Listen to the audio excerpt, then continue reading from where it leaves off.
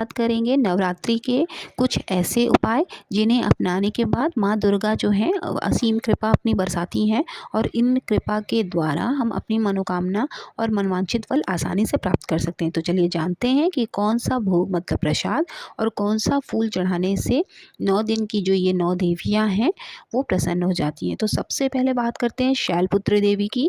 ऐसा कहा जाता है कि महादेव के अपमान को सहन न करने की वजह से उनके पिता के ने जो हवन करवाया था उसमें ही वो सती हो गई थी जाकर, और इसके बाद जो है वो सती पार्वती के रूप में उन्होंने पर्वतों के राजा हिमालय के घर में वो पैदा हुई थी। तो पत्थर की पुत्री होने के कारण उनका नाम जो है वो शैलपुत्री पड़ा था।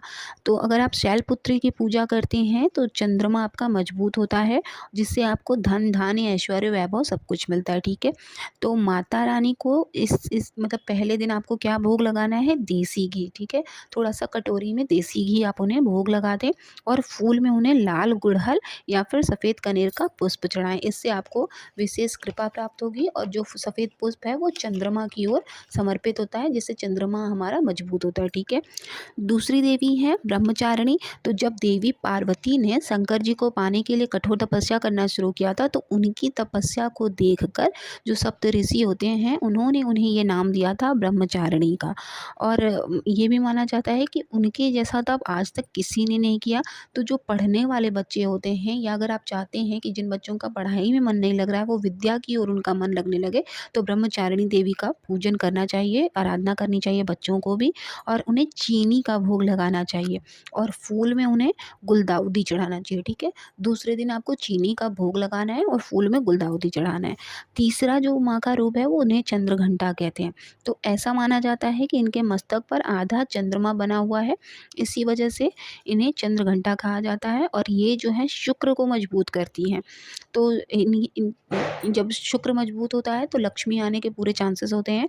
और इन्हें जो है संग पुष्पी का फूल पसंद है और इन्हें दूध से बनी हुई खीर, गाय का दूध हो उससे बनी हुई खीर आप इन्हें ज़रूर चढ़ाएं, तो माता देवी की असीम कृपा आपको प्राप्त होती है। चौथी देवी का स्वरूप है कुष्मांडा। तो इनके भीतर पूरा ब्रह्मांड बसता है। ये सूर्य ग्रह को मजबूत करती हैं, इसलिए इन्हें सफ़ेद चमेली या पीला कनेर चढ़ाना चाहिए और इनको भोग में जो है हम वो मालपुआ चढ़ाते हैं। तो इन्हें भोग में आपको मालपुआ चढ़ाना है। पाँचवाँ जो रूप है माँ का वो स्कंद माता का है। तो भगवान कार्तिकेय की माँ का रूप लेने के कारण इनका नाम स्कंद माता पड़ा था। और माता की आराधना करके आप अपना बुद्ध मजबूत कर सकते हैं। तो इन्हें प्रसन्न करने के लिए केला, फल में केला और पीला कनेर चढ़ाना चाहिए। इससे जो है संतान से जिन लोगों को दिक्कत है, संतान संबंधित जितनी भी समस्याएं हैं उनसे आपको निजात मिलती है और संतान सुख भी आपको मिलता है।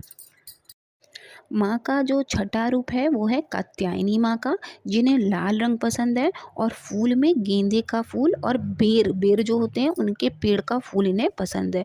तो जब आप चाहते हैं कि आपको सिद्धि प्राप्त हो जाए तो उन्हें शहद का भोग लगाइएगा। ठीक है, जो लोग किसी चीज़ में सिद्धि चाहते हैं उन्हें, जैसे आप भगवान में सिद्धि चाहते हैं या मुक्ति चाहते हैं, तो उन चीज़ों के लिए आपको माँ को भोग में लगाना है शहद और फूल में चढ़ाना है गेंदे का या फिर बेर के पेड़ का फूल। ठीक है, सातवां रूप है माँ कालरात्रि का।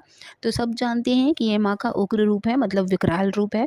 तो देवी को प्रसन्न करने के लिए उन्हें नीले रंग का कोई भी सुगंधित पुष्प चढ़ा दीजिए और उन्हें भोग में गुड़ लगाना रहता है। तो इससे जो है हमारा जो शत्रुओं का भय होता है वो धीरे धीरे क्या होता है, खत्म हो जाता है। आठवां रूप माँ का है महागौरी का। और माँ गौरी है वो जो राहु का हमारा ग्रह अगर खराब होता है तो वो उसे हल्का कर देती हैं। राहु का जो भी दोष होता है वो एकदम ख़त्म होने लगता है अगर माँ महागौरी की कृपा होती है। तो इन्हें जो है वो हमें प्रसन्न करने के लिए इन्हें मोंगरे का फूल चढ़ाना होता है और श्रीफल मतलब कि नारियल। नारियल आपको जो आप कलश पे चढ़ाते हैं वो तो आप चढ़ाएंगे ही, इसके अलावा आपने नारियल का उन्हें भोग भी लगाना है। बाद में उसको फोड़ के उसका जल ग्रहण कर लें आप और उसको प्रसाद में बांट भी दें और खुद भी खा लें। ठीक है, उसके बाद आता है माँ का 9वां रूप जो होता है सिद्धिदात्री का।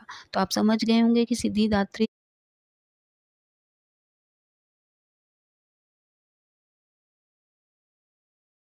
है अगर माँ महागौरी की कृपा होती है। तो इन्हें जो है वो हमें प्रसन्न करने के लिए इन्हें मोंगरे का फूल चढ़ाना होता है और श्रीफल मतलब कि नारियल, नारियल आपको जो आप कलश पे चढ़ाते हैं वो तो आप चढ़ाएँगे ही, इसके अलावा आपने नारियल का उन्हें भोग भी लगाना है। बाद में उसको फोड़ के उसका जल ग्रहण कर लें आप और उसको प्रसाद में बाँट भी दें और खुद भी खा लें, ठीक है?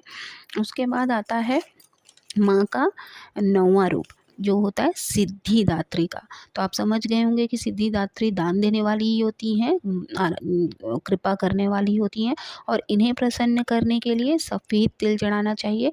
और ये भी माना जाता है कि ये क्योंकि माँ का 9वाँ रूप है तो अगर ये प्रसन्न हो जाती हैं तो सारी देवियाँ प्रसन्न हो जाती हैं, इसलिए आप इन्हें सफ़ेद तिल चढ़ाइए या तो इससे ही जब आप हवन कर रहे हैं तो सफ़ेद तिल की आहुति भी दे दीजिए। तो और ऐसा अगर करने फूलों से की बात सारी करें तो देवियाँ जो इन्हें हैं वो गुड़हल पसंद प्रसन्न है, हो तो जाती हैं। आप इन्हें गुड़हल भी चढ़ा सकते हैं और चंपा वो भी आप इन्हें चढ़ा सकते हैं। तो आई होप आपके लिए ये वीडियो यूज़फुल होगी। 9 देवियों को 9 भोग लगाइए, 9 पुष्प चढ़ाइए और 9 दिन का व्रत अपनी मनोकामना की पूर्ति करने के लिए, चाहे कलश रख रहे हों या नहीं रख रहे हों, एक दिन पूजा कर रहे हों और आखिरी दिन कर रहे हों, तो भी आप ऐसी मनोकामना करते हुए माँ की जो है पूजा करिए, आराधना करिए और आपकी मनोकामना पूर्ण होती जाए। मिलते हैं नेक्स्ट वीडियो में, तब तक के लिए जय माता दी।